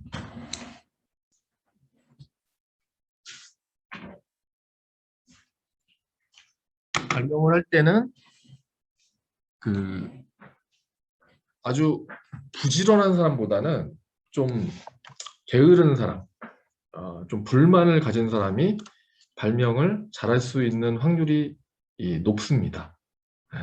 그냥 뭔가 자기가 일을 해야 될 때 열심히 하자, 해야 되니까 해야 되는 거지 이런 사람보다는 좀 이거 하기 싫은데 이거 좀 편하게 할 수 없나? 이거는 좀, 이런 불만을 가진 사람이 발명을 하게 될 확률이 높습니다. 그 왜냐하면 발명의 시작은 이 문제점 인식, 문제를 인식을 못하면, 안 하면 발명을 할 수가 없는 거야. 그냥 해야 되니까 하나보다 열심히 해야지 뭐 이렇게만 하면은 문제점이 잘 안 보이겠죠, 그죠? 이걸 내가 왜 해야 되는데, 이걸 하긴 해야 되는데 좀 짜증이 난다. 뭐가 문제일까? 예, 거기서부터 발명이 시작이 되는 겁니다. 그러면은 이 문제점이 인식이 되면 이걸 해결하고자 하는 어떤 해결 방안을 찾겠죠. 그래서 프로블럼이 인식이 되면은 솔루션을 한번 생각해 보는 겁니다. 그래서 이때는 이제 실제로 우리가 발명을 한다는 거는 보통 요 단계를 얘기하는데, 잘 생각해 보면은 문제점이 먼저 인식이 돼야지 그거에 대한 솔루션을 찾는 거예요. 문제점이 아무런 문제의식이 없는데 뭘 해결해, 그죠? 이런 과정을 거치게 되고, 요거는 이제 검증 단계인데, 내가 이 문제를 해결하는 수단을 창의력을 발휘해서 아이디어를 도출했는데 그게 진짜 효과가 있는지 한번 검증을 해보는 거예요. 우선은 효과에 대해서 효과가 진짜 있는지. 그래서 발명의 과정이라는 건 이런 과정을 거치게 된다는 겁니다. 그렇죠? 예를 들어서 이런 거예요. 이게 아주 좋은 예예요. 그죠? 이거는 우리 여러분들 결론적으로 얘기해서 요거 옛날에는 요 부분만 있었잖아요. 그죠? 요 부분만 있어가지고 일정 시간이 지나서 이제 빨리 건너세요. 뭐 할 때 막 깜빡깜빡 막 했었죠. 그죠? 깜빡깜빡 하면서 빨리 와 빨리 와 막 빨리 건너. 근데 사실은 이게 얼마나 내가 빨리 지금 가야 되는지, 빨리 갔다가는 위험한 상황이 빨간불로 바뀌어가지고 될 수 있는지 그걸 몰랐죠. 그죠? 그래서 위험한 상황들이 발생할 확률들이 좀 있었는데, 그래서 이게 나온 거예요. 요거나 요거. 그죠? 그러면은 한 칸씩 줄어들면서, 또는 숫자가 1987654321 이렇게 줄어들면서 내가 가늠을 하는 거죠. 3초밖에 안 남았네. 그러면은 여기서 뛰면 안 되는 거, 그냥 서 있어야 되는 거죠. 그죠? 그리고 이거 한 칸밖에 안 남았다 그러면은 있어야 되는 거고. 그걸 발명한 거예요. 그러면 문제점이 뭐였어요? 좀 전에 얘기한 그거죠. 그죠? 네. 불편해. 뭔가 불편해. 뭔가 위험해. 그래서 언제 바뀔 건지 정확히 알 수 없기 때문에 교통사고가 나거나 신호가 변경되는 그런 문제가 있었다는 거예요. 그래서 요거를 해결하기 위한 수단은 결론적으로 요거를 생각해냈지만, 우리는 이미 이게 있다는 걸 아니까 이거 뭐 그렇게 생각할 수 있지만, 요걸 생각하는 과정이 쉽지는 않았을 거라는 거죠. 그죠? 그래서 여튼 이렇게 해결 수단, 솔루션을 냈어요. 그러면 이제 검증을 해보는 거예요. 그래서 해결됐는지 문제가, 오케이, 요거 시간 알 수 있네. 그래서 뭐 돌발 행동이라든지 또 이렇게 사고 가능성이 그걸 줄일 수가 있다는 거예요. 그죠? 그러면은 이런 과정을 거쳐서 문제점 인식, 해결 수단 창작, 해결 수단 효과의 검증, 이렇게 해가지고 할 수 있다는 거죠. 그러면은 그 아이디어를 창작하는 요 과정이 사실은 발명의 주된 과정이죠, 사실. 그거를 어떻게 했냐? 일단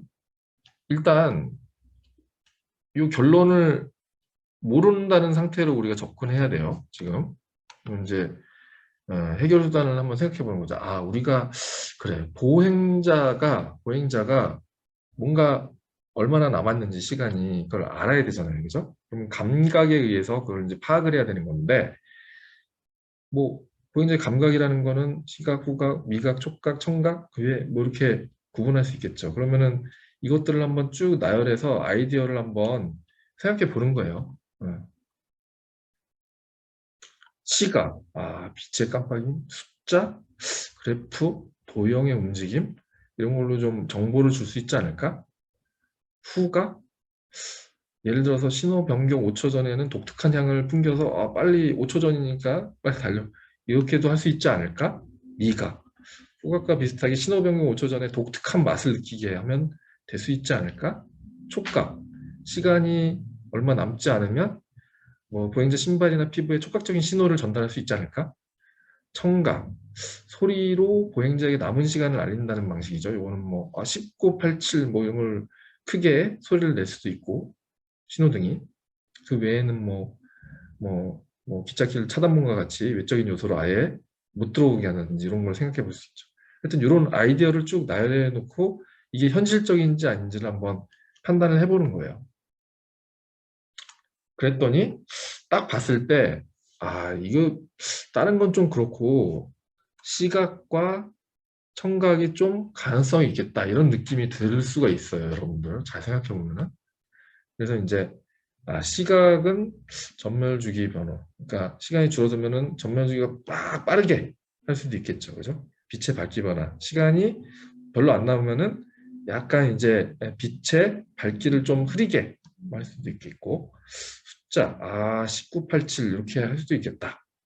신호등 게이지 아까 칸을 이렇게 나눠 가지고 게이지가 줄어들게 한다든지 횡단보도 게이지 횡단보도가 이렇게 바닥에 있는데 요거를 점등을 활용해서 게이지처럼 한 칸씩 줄어들게 한다든지 바닥에 청각 남은 시간을 숫자로 19, 87 이렇게 불러줄 수도 있고 소리 크기가 뭐 시간이 지남에 따라서 소리를 크게 할 수 있고 야 빨리 건너 빨리 건너 빨리 건너 막 이렇게 크게 할 수도 있겠죠. 시간이 소리 주기 변화 뭐 소리의 주기를 뭐 딱딱딱딱딱딱 하다가 빨리 건너라 따다다다다다다 뭐 이렇게 뭐 소리 주기를 빠르게 할 수도 있겠고 이런 아이디어를 이제 나열하는 거예요.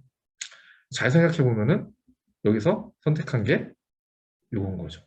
아이디어에서. 이거 괜찮겠네. 그죠? 이런 과정을 거쳐서 뭐예요?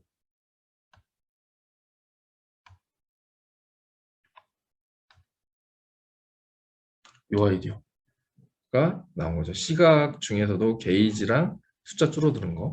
음. 그래서 이제 발명의 어떤 과정에 대해서 예를 들어서 이렇게 얘기를 한 거예요.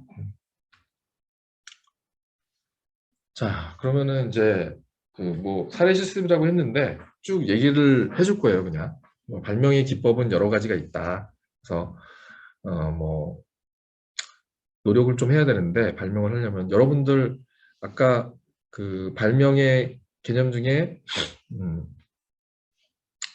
뭐 그 기술적 사상의 창작이잖아요. 기술적 사상이라고 하는 것은 여러분들의 머리를 써서 그냥 아무 생각 없으면 안 되고 머리를 써서 뭔가 이제 노력을 해야 된다는 거죠. 발명을 하기 위한. 네, 그래서 이제 근데 이제 아무 뭐 방향성 없이 노력만 한다고 발명을 하는 건 어려우니까 예를 들어서 이런 방향으로 한번 생각해 보자. 더하기 기법. 더하기 기법. 더해보는 거예요, 뭔가. 기존에 있는 것들을. 자, 연필, 지우개. 연필을 쓸 땐 지우개 필요한데, 이거 없을 때가 많잖아요. 그래서 지우개에 달린 연필이 이렇게 더하기 기법에 의해서 만들어질 수가 있고. 바퀴랑 신발. 그래서 뭐 인라인 스케이트가 날 수도 있고, 신발에 바퀴 달린 신발이 될 수도 있고, 그죠? 빼기 기법.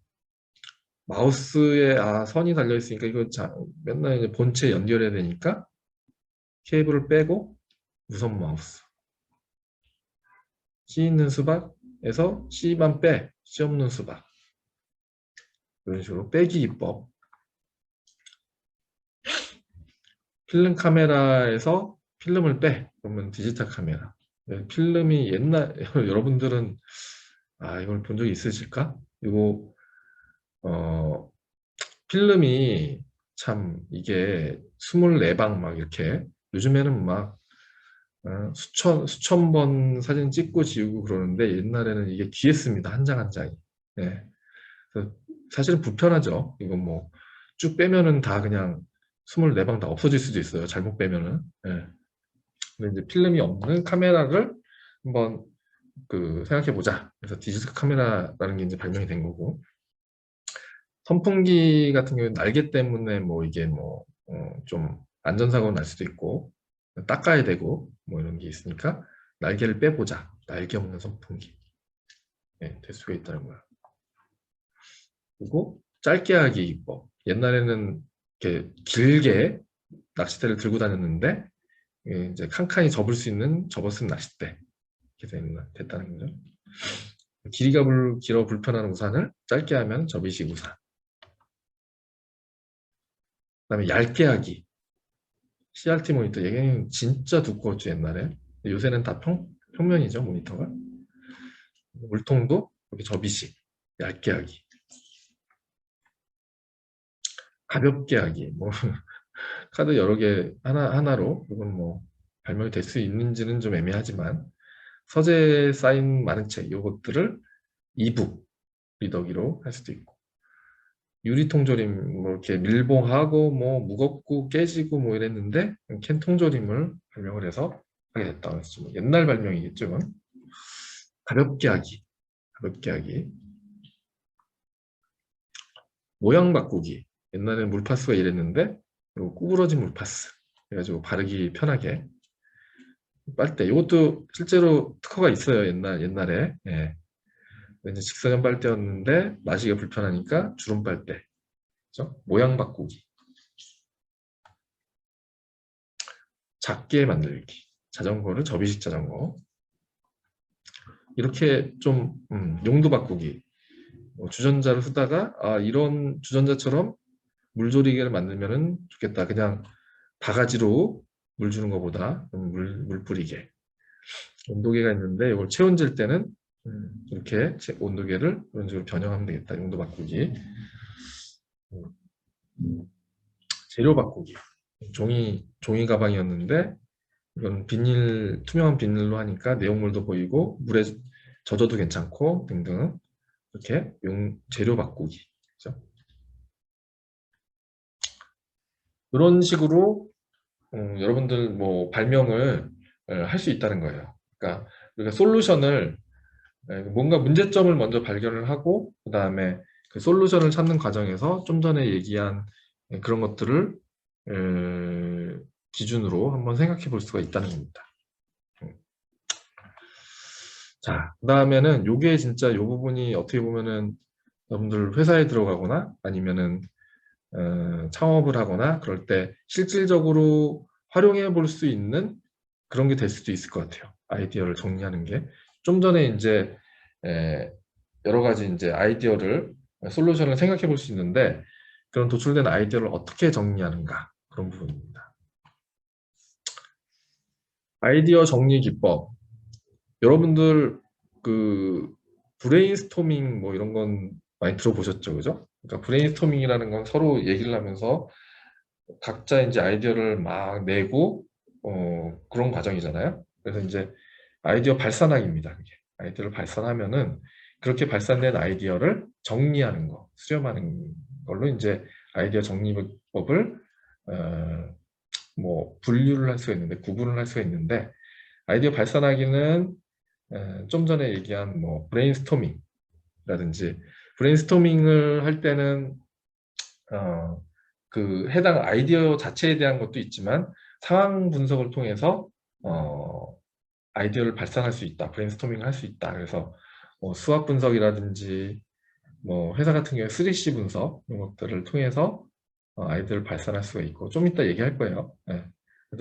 발산된 아이디어를 정리하는 거는 뭐 KJ 법이라든지 로직 트리 같은 거를 이용할 수가 있다. 그죠? KJ 법은 바텀업, 로직 트리는 탑다운 방식. 좀 이따 얘기할 거예요. 네.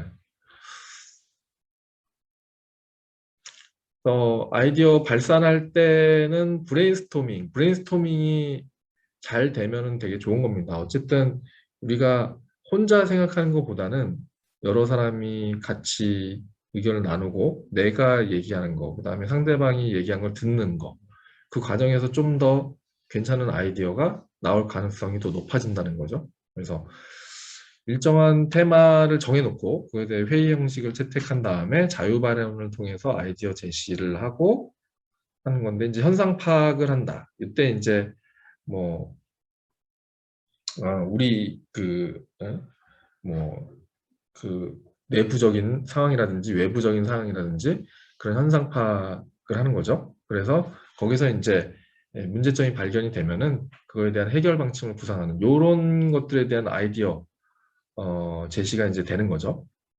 네 가지의 어떤 그 기준을 이제 정해볼 수가 있는데, 여러분들이 그 회사에 가거나 아니면 창업을 하거나 할 때 이런 기준으로 브레인스토밍을 하면 좋아요. 네. 일단 자유로운 분위기에서 해야 된다. 편안한 마음으로 막 뭐 조용히 그냥 있어야 되는 분위기를 만들면 안 된다는 거죠. 네. 그래서 말을 많이 하게 해야 된다. 그래서 발언 내용의 질과 관계없이 많이 봐요. 뭐 농담 비슷하게 너무 뭐 그런 쪽으로만 하면 안 되겠지만 여튼 많이 얘기를 해야 되는 거죠, 서로. 그래서 그 중에 뭐라도 하나 건져야 되는 겁니다. 그래서 다른 사람이 말하는 거에서 좀 더 플러스 알파해서 업그레이드 뭐 이런 걸 할 수 있으면 좋죠. 네. 이제 다른 사람이 얘기할 때 좀 뭐 저런 얘기를 해 뭐 이러면 안 된다는 거예요. 그러니까 수용적인 자세를 가지고 비판을 좀 자제를 해야 된다. 그래서 이런 기준을 가지고 여러분들이 브레인스토밍을 하면 좋고, 더 구체적으로 탐 켈리라는 사람이 브레인스토밍 하는 방법에 대해서 이렇게 정리를 해놨어요. 여러분들 한번 뭐 자료가 있으니까 읽어보시면 뭐 일어서 뭐 편안한 자세로 그냥 앉아가지고 머리 싸매고 있는 것보다는 일어서서 하는 게 좋다. 모르겠어요, 이거는. 여튼 그리고 공간 확보하기, 이거는 좀 이해가 되는 것 같아요. 좀 꽉 막힌 그런 공간보다는 좀 트이고 편안하고 그런 공간이 좋겠죠. 그다음에 이성 잃기, 뭐 이렇게 서로 그 예의를 엄청 차리는 그런 분위기보다는 자유롭게 뭐 얘기할 수 있는 그런 분위기면 더 좋겠죠. 음. 그리고 어느 정도는 시간 계획을 해서 초기에 뭐 한 10분, 15분 정도는 편안한 분위기를 만들고, 그 다음에 본격적으로 이제 회의를 하는 그런 계획을 좀 해야 되고, 이거는 그죠? 그 사기자를 불러오는 인물이나 신경을 긁는 사람은 부적절하다. 뭐 잘 얘기가 통하는 그런 사람들이 여러분들도 그렇고 상대방도 돼야 되는 거죠. 팀 규모 조절, 뭐 이런 너무 크면 안 된다. 준비 운동하면 좋다. 이거는 좀 전에 이제 원칙이 있었죠. 판단이나 비평을 되도록이면 하지 않아야 된다.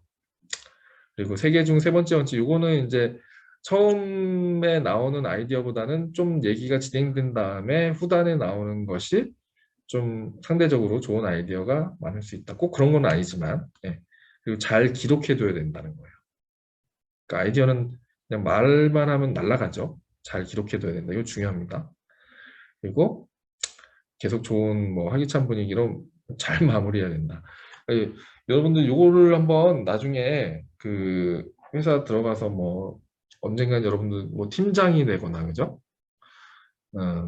뭐 창업을 할 수도 있고, 여러분들만의 어떤 아이디어보다는 여러 사람들이 이제 생각하는 것이 의미가 있을 수 있으니까 이런 것들도 한번 고려를 한번 해보세요, 나중에. 예. 그리고 이제 그 뭔가 이제 아이디어, 솔루션을 내기 위해서는 현재 상황에 대한 이제 분석, 상황 파악이 좀 돼야 되는데, 그뭐 수합 분석도 있고 여러 가지가 있을 수 있죠. 3C 분석도 있고. 수합 분석은 여러분 잘 알죠, 그죠? 그러니까 나 또는 내가 속한 어떤 그 단체, 조직의 강점과 약점이 있죠, 그죠? 내부적인 강점과 약점인 거고, 그다음에 요거는 외부의 어떤 기회나 위협, 뭔가 이제 뭐 제도적으로 좋은 아니면 수요적으로 좋은 기회가 올 수도 있고, 지금 요 시장이 좀 안 좋을 수 있는 그런 면은 이제 위협으로 판단을 하는 거죠. 이런 것들은 정리해 놓는 거예요. 스왓을 정리해서 이게 이렇게 묶고 이렇게 묶는 게 결국 내 강점을 살려서 기회를 잘 잡는 거, 강점을 살려서 위협을 잘 회피하는 거, 약점을 잘 보완해서 기회를 잘 살리고 약점을 잘 보완해서 위협을 회피하는 이런 전략을 이제 세우는 걸 구체적으로 이제 기재를 하는 거예요, 저희가. 만들어서. 기본은 외부로부터의 기회는 살리고 위협은 회피하는 방향으로 자신의 강점은 최대한 활용하고 약점은 보완한다. 그래서 이제 이런 상황이 파악이 되면은 이거를 가지고 이런 전략을 이루기 위한 솔루션, 아이디어를 내는 거죠. 그죠? 어떻게 보면 이게 이제 문제점 파악의 단계라고 볼 수 있는 거예요. 그죠? 그리고 또 상황 파악하는 다른 3C 분석. 이거는 마케팅 관점에서는 이거를 뭐 많이 하죠. 그죠? 그러니까 파악해야 될 대상이 고객, 경쟁사, 자사. 보통은 이제 고객을 많이 생각을 하죠. 그래서 상황 파악을 할 때 고객에 대해서 구매력이라든지 소비 규모, 성장 가능성, 잠재 고객 존재 여부, 그러니까 고객은 어떤 생각을 할까, 몇 시에 구매하나, 날씨가 어떨 때 구매하나, 장소, 연령, 지역 이런 것들을 잘 이제 상황 판단을 해야 된다는 거예요. 경쟁사도 마찬가지예요. 경쟁사의 기술력, 인지도, 점유율, 장단점. 그러면 경쟁사 대비되는 제품 개선, 시장 선정, 포지션이 어떻게 되는? 이거는 사실은 그래서 아이디어의 어떤 관점에서 문제점이라거나 어떤 아이디어를 제시해야 되는 대상 자체가 될 수 있는 거죠. 그죠? 좀 전에 이제 자사, 나 자신이나 우리 조직 같은 경우에 어떤 그 인적 자원이나 물적 자원이 있고 역량이 있는데 그런 것들 이제 분석을 해서 여기서부터 어떤 문제점을 찾아서 해결책을 생각해 보는 거죠. 그죠? 그래서 상황 파악이라는 거, 3C 분석이나 뭐 수학 분석 같은 경우 상황 분석이라는 거는 결국엔 문제를 정의를 하고 그거에 대한 이제 해결책, 솔루션을 찾기 위한 어떤 과정이다. 이렇게 보시면 될 것 같아요. 자, 그래서 지금까지는 뭐 브레인스토밍 얘기도 했고 아이디어를 뭔가 이제 발산하는, 내놓는 그런 내용에 대해서 얘기를 했는데 이런 발산된 그 아이디어들을 정리하는 기법으로서 뭐 한 가지 이제 KJ법 이런 게 있다. 이거는 그 뭐 바텀업 방식이라고 보시면 될 것 같아요. 정리하는 방법이니까 어렵진 않아요. 그래서 참가자는 자기 생각 모든 아이디어를 이건 발산된 아이디어죠. 카드에 적어내면 그걸 분류화해서 차트화하는 겁니다. 네. 그러니까 KJ법은 어디에 중요한 문제가 있는지 찾아내는데 유용한 기법이다. 많은 아이디어를 쉽게 정리하고 어느 것을 사용하면 좋을지 방향성을 발견하기 좋다. 간단하게만 얘기할게요. KJ법의 순서, 바텀업. 그래서 주제를 선정을 하고 데이터를 이게 데이터 나열된 거예요. 그래서 정리를 한 다음에 여기에 이제 내용이 있겠죠, 다. 그러면 이게 분류를 하는 겁니다. 분류를 해서 묶는 거예요. 그래서 얘네들끼리 공통사항을 기록해서 소그룹 분류를 하고 또 분류를 해서 대그룹으로 이렇게 분류를 하는 거예요. 그러면은 아이디어가 원래는 많았지만 좀 정리가 돼서 몇 가지 그룹으로 관련된 그룹으로 나누어지겠죠. 그죠? 그러면은 아이디어가 체계적으로 정리가 된다. 그러면은 여기서 소그룹 또는 대그룹에 대한 내용만 가지고 어디에 문제가 있는지 핵심적인 내용이 어느 정도 정리가 되고 그다음에 그것들 중에서도 뭐 우선순위 같은 걸 뭐 결정할 수도 있겠죠. 그죠? 네. 이런 게 이제 KJ법입니다. 발산된 아이디어를 어떻게 정리할 것이냐. 바텀업 방식으로 정리한다. 로직 트리는 KJ법과 달리 이거는 탑다운 방식. 일단은 어떤 문제가 있어요. 문제가 있으면 문제를 먼저 적고 이 문제가 왜 발생됐는지의 원인을 하나하나 가지를 치면서 찾아가는 과정이에요. 그래서 문제를 본원적인 부분에서 해결하는 기법이고 대부분의 문제는 근본적인 원인을 찾아 해결해야 진정한 문제 해결이 될 수 있기 때문에 문제를 찾는 것이다. 문제의 원인을 찾는 것이다. 문제를 쓰고 가지치기를 해서 근원적인 원인을 찾는 과정이에요. 로직 트리라는 건. 그렇죠? 그래서 나무 모양으로 나열의 해결의 실마리를 찾는 것이다. 로직 트리의 장점은 누락이나 증복을 방지할 수 있고 원인이나 해결책 구체적으로 찾아내는 인과관계를 분명히 알 수 있다는 거예요. 예를 들면은 잘 이해할 수가 있어요. 문제점, 불면증이라는 문제가 있어 나한테. 그러면은 이거를 불면증이라는 건 환경적, 신체적, 정신적 이렇게 뭐 이걸 생각하는 게 처음엔 쉽지 않겠죠. 이렇게 분류를 해야 된다는 거예요. 환경적인 거는 외부 소음, 불편한 잠자리, 신체적인 건 이런 거, 정신적인 건 이런 거. 예를 들어서 정신적인 거를 누라 그랬어요. 환경적인 외부 소음도 없고 잠자리도 편하고 그렇게 일 많이 하지도 않고 나 규칙적으로 생활하는데 커피도 안 마시는데 근데 그러면 원인을 못 찾잖아요. 근데 이제 빠져 있다는 게 뭔가 그죠? 생각해보니까 부모님이 요즘에 건강이 안 좋구나 그죠? 그래서 불면증이 내가 있구나. 그러니까 이렇게 빠지지 않도록 그죠? 해서 근원적인 이런 문제점을 유발하는 원인을 찾는 과정이라는 거예요. 그러면 원인이 찾아지면은 그 원인을 해소하기 위한 아이디어를 짜내는 과정이 있을 수 있겠죠. 그러면은 그때 이제 아이디어가 나오고 발명이 된다는 거죠. 이 로직 트리 이 과정에서는 이거는 이제 그 논리적 효과적으로 분석을 위해 MEC 사고방식에 따라 해야 된다. 그죠? MEC 방식이라는 것이 처음 보는 사람은 어렵겠지만 어려운 개념은 아니에요. 그러니까 MEC, Mutually Exclusive, Collectively Exhaustive. 서로 배타적이지 않고 합의 전체가 될 수 있다는 MEC다. 그것이. 이게 왜 하냐면은 논리트리에서 빠지는 것이 없이 좀 전에 얘기했듯이 이런 것들이 빠지면 원인을 못 찾잖아요. 그죠? 그러니까 저렇게 빠지지 않도록 하기 위해서 저 로직 트리를 어떻게 구성할 것인지에 대한 기준입니다. 그러니까 예를 들어서 이걸 보면 이해가 될 거예요. 자, MEC, Mutually Exclusive, 중복이 없다. 그 다음에 누락이 없다. Collectively Exhaustive 이렇게 되는 거죠. 상호간에 중복되지 않는다. 전체로서 누락이 없다. 그 얘기가 뭐냐면 생물 전체를 포유류랑 어류로 구분을 한다면 이거는 사실 포유류랑 어류는 겹치진 않죠. 그죠? 그러니까 중복이 없다는 건 맞는데 포유류랑 어류만 있진 않잖아요. 생물 전체에는. 그죠?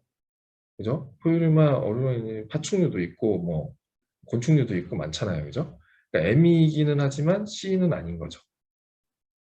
이럴 때는 잘못된 거예요. 뭔가 MEC 원칙에. 그래서 이럴 때는 더 분류를 해야 된다. 운동을 좋아하는 사람, 근데 야구를 좋아하는 사람, 축구를 좋아하는 사람, 이거는 뭐예요? 애미도 아니고 야구를 좋아하면서 축구를 좋아하는 사람 겹칠 수 있잖아요, 그죠? 네. 그러니까 중복이 있는 거예요. 그러니까 애미도 아니에요. 그리고 야구, 축구, 배구, 테니스 뭐 별별 다 있잖아, 그죠? 그러니까 누락이 없는 것도 아니에요. 그러니까 이거는 안 된다 이런. 그래서 중복이 없이 누락 없이 돼야지 온전한 로직 트리가 된다는 거예요. 이걸 잘 따져봐야 된다. 그래서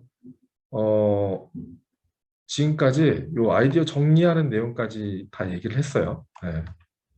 그래서 오늘 내가 준비한 내용은 다 얘기를 했고 우리 그 이메일에서 과제 있다는 얘기 들었죠, 그죠? 과제 있다는 얘기 들었는데 여러분들 과제는 최대한 그 부담 없는 그런 과제 한 페이지짜리입니다. 한 페이지짜리. 예. 아까 이제 발명 과정에서 문제점 인식하고 해결수단 창작하고 해결수단 효과를 검증하는 거 얘기를 했잖아요. 그죠? 예를 들어서 요걸 얘기했죠. 예.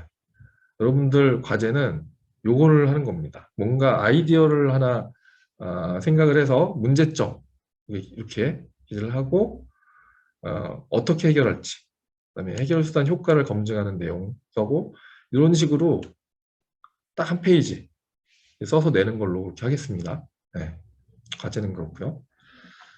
오케이. 자, 다들 과제 이해하셨죠? 네, 오케이. 됐습니다. 그러면은 오늘 그 제가 드릴 내용은 다 얘기를 했고 그리고 오늘 내용도 그렇고 아까 이제 서두에서 이제 못 들은 학생이 있을 테니까 그 여러분들 이메일로 그 유튜브 좌표를 찍어줄 테니까 1회차 특강을 듣기를 원하는 학생 거기서 볼 수 있도록, 그리고 오늘 한 것도 그 유튜브에 올려놓을게요. 여러분들 볼 수 있게 그렇게 하겠습니다.